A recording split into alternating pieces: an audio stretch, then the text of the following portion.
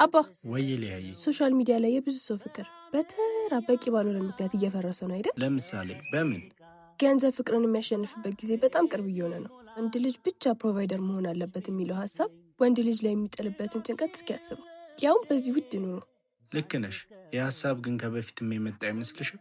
ለምሳሌ አንድ አባት ልጁን ለመዳር ሽማግሌዎች ተሰብስበው ሲመጡ ልጅ የሚያገባል ልጅ የስራ ፍቅር አለ ወይ ከማለት ይልቅ ምን አለው የሚለው ነገር እንደ ልምድ አብሮን ዘልቆ እና ይሄ ሀሳብ ከድሮ ተዋርዶ የመጣ ነው እያልከኝ ነው?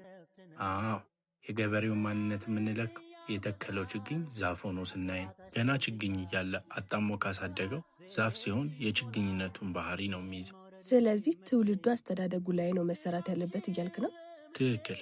ፈጣሪውን የሚፈራና የስራ ፍቅር ያለው ትውልድ ከፈጠርን ፍቅርን በፍቅርነቱ ያለምንም መመዘኛ ይቀበላል።